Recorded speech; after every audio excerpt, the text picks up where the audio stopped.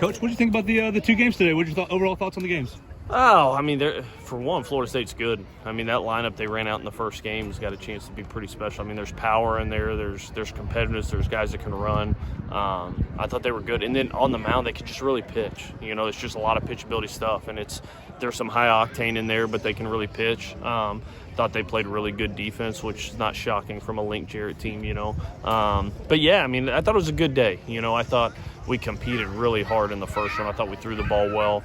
You know, I thought we gift-wrapped a couple runs for them throughout the day, whether it's walks or not even necessarily errors, but maybe not plays made that we could have done it. But credit them, they were competitive with what they were doing. I just love the way we competed in the first game. You know, obviously come back, Ebbs hits the big homer to put us on top late, but just some really competitive at bats, really tough at bats. You know, Camden Hayslip just continues to do what he does and has continued to grow, and seeing his confidence grow has been great. So all in all, I thought it was a really good day. I thought, you know, it showed us what we're capable of doing, you know, after playing Auburn, after playing these guys. But it also shows us what we got to get better at, and that's the point of these things. You know, you don't want to go play teams that you go beat 20-0 and make mistakes left and right, and you can just overshadow it with talent. You want to see where we got to grow in, and I think this group's got a really high upside. I think they've got a lot of confidence in what they're doing, but I think they also have a good awareness on what we got to get better at, and that's what we'll go to work between now and February to do.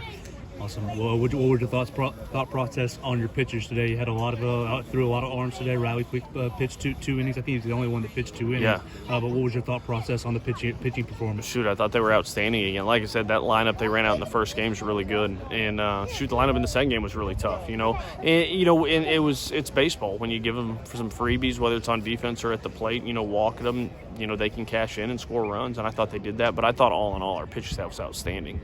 I mean, RQ gets back out there. The velo was good. The stuff was good. Made big pitches. I thought he was outstanding. And then some of those young pups got in there. You know, seeing Matty Heiberger get in there, Sam Mitchell get in there. Guys that we needed to see. They've been throwing the ball really good against our guys in scrimmages and have earned the right to get out and compete against somebody else. And I thought they were outstanding. And, you know, I think you look at Pierce George's outing. I thought he grew a lot today because he was so dominant in his inning against Auburn. Came out in his next scrimmage and kind of scuffled a little bit, controlling the strike zone.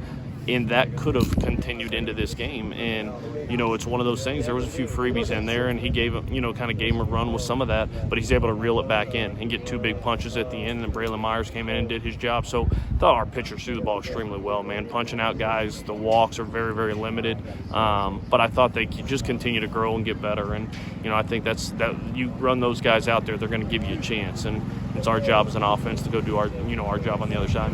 Last thing for me is just what's going to be the thought process the next week and change, and then obviously a long break until January, February. Yeah, you got about 10 days left, you know, so this week we'll start our Fall World Series at the end of this week, so have 3 kind of competitive games late this week into early next week.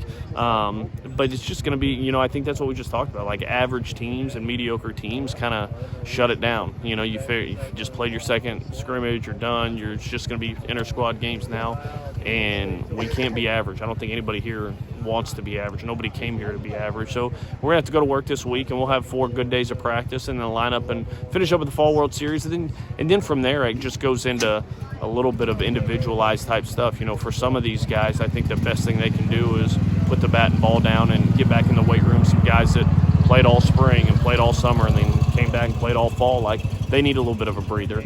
So we'll kind of transition to some more one-on-one, smaller group type stuff to do some skill instruction to finish it out and get them home for Thanksgiving and back. And before you know it, we'll be here rocking and rolling, getting ready for the season. Thanks for your time, Coach. Cool. Thank you.